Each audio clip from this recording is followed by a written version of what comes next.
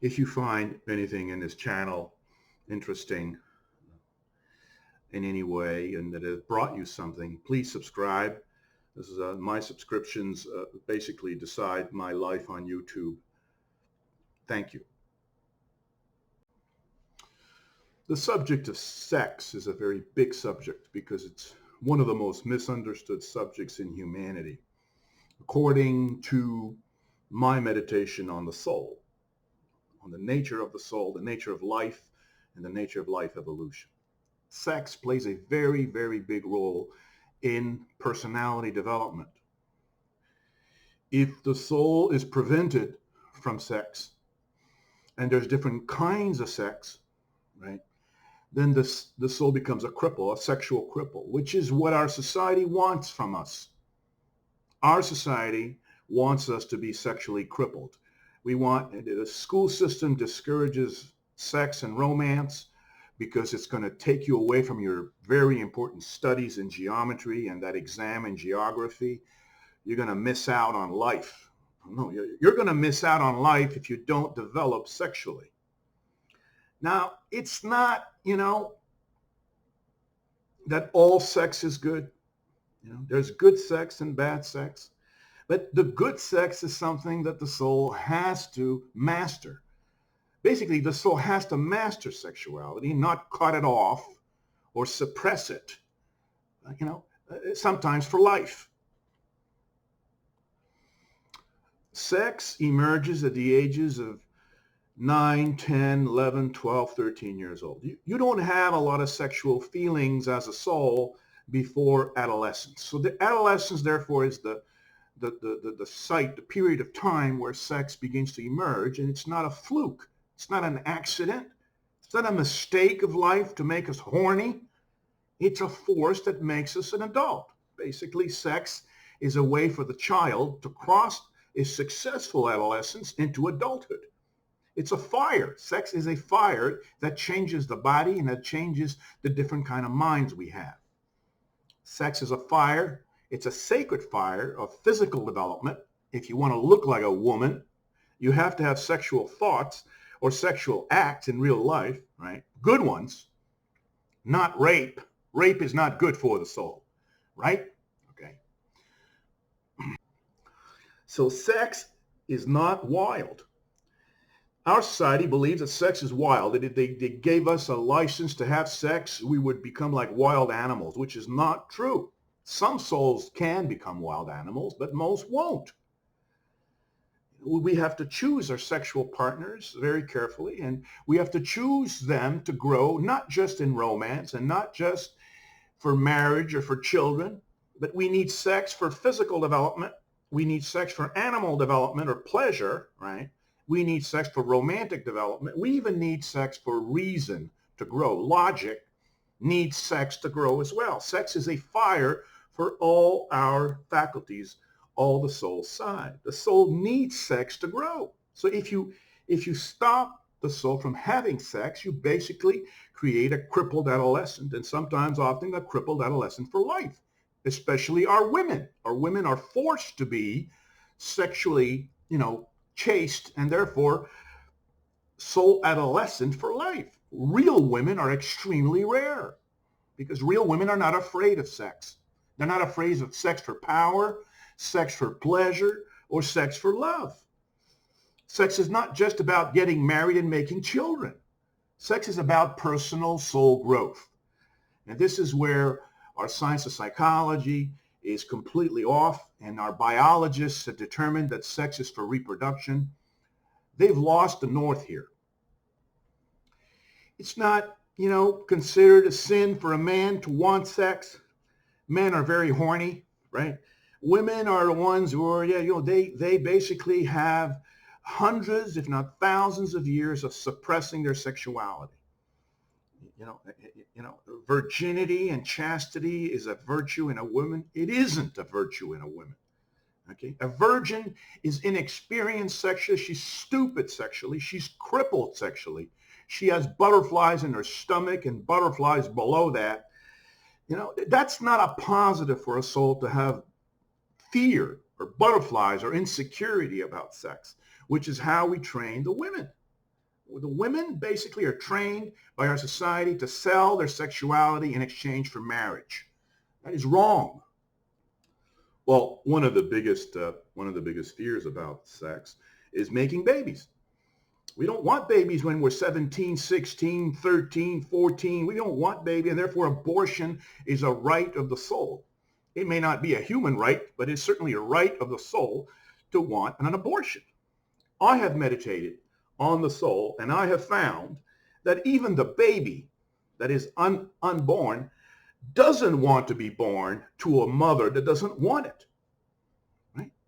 The soul is very affected by the mother. The soul is extremely sensitive as a baby.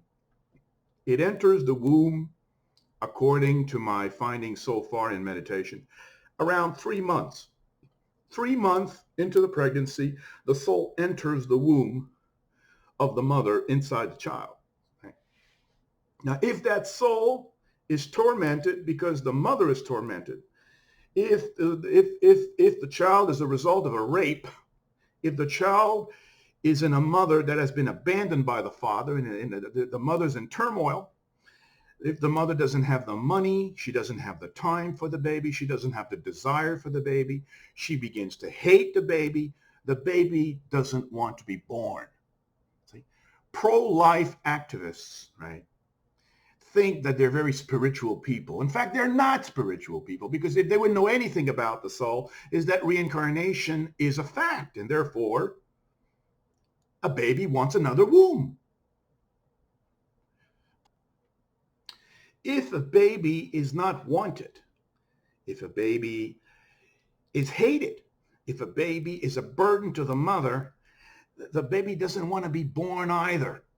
The baby wants love. It wants to be nurtured. It needs all kinds of things in order to grow. If it's in a womb that is not wanting that baby ardently with love, there's money, there's a good life waiting for the baby, then the baby wants to be born. If the mother doesn't want to have the baby, often the baby comes out with defects.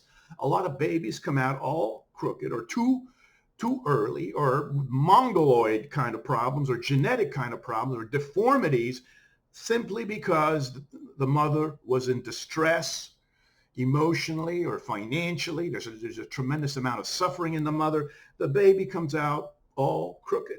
So the baby doesn't want to be born crooked. And it's easy to find another mother. In the reincarnation business, it's easy to find another mother. So why would the baby be subjected to a mother that doesn't want the baby? This is the craziness about these pro-life people. It's not life, it's death. A baby being born to a mother that doesn't want it, it's death to the baby. It's not life. There's a lot of talk about women's rights, especially this year, but women never ask for sexual rights. Isn't that amazing? Women never ask for the rights to sex the way a man has the rights to sex. A man can have multiple sexual partners before he gets married, right?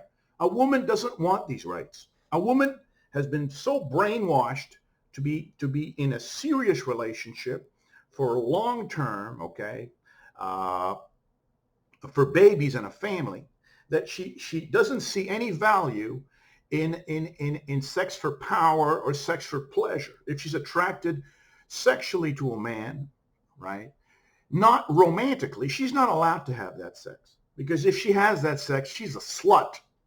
She's a whore. There is no such qualities in a man.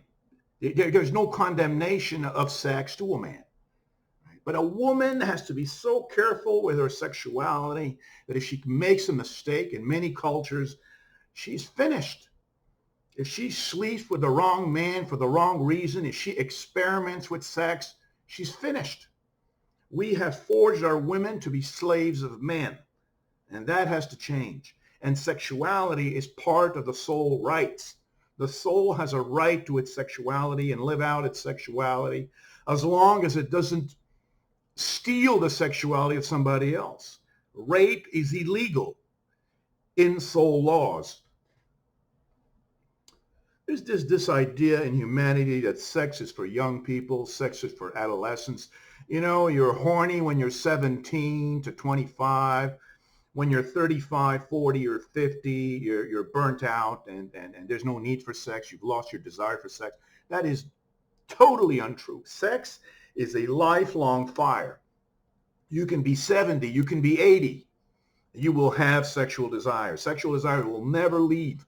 You can meditate for 50 years to try to burn out your sexual desire like they do in spirituality. You cannot burn out sexual desire because it is intrinsic to the soul. Sex is a food. It's like trying to burn out your tongue and stop from eating. You won't be able to stop being hungry for food. You will not stop being hungry for sex. Sex is a fire of the soul. It makes the soul alive. You will never get rid of the sexuality. No matter how hard you try, it'll come back. And if you suppress it too long, and if you are violent to your own sexual needs, they will turn cripple. You will start becoming attracted to weird things, sadomasochistic kind of sexuality, because sexuality was mistreated by the soul. If you mistreat any faculty, that faculty becomes crippled and sick and it can no longer be attracted to normal things. These whole things about pedophilia or all the different kind of sexual diseases that can happen in humanity is as a result of the suppression of sexuality. We are not at ease with sex in humanity. Sex is still a crime, right?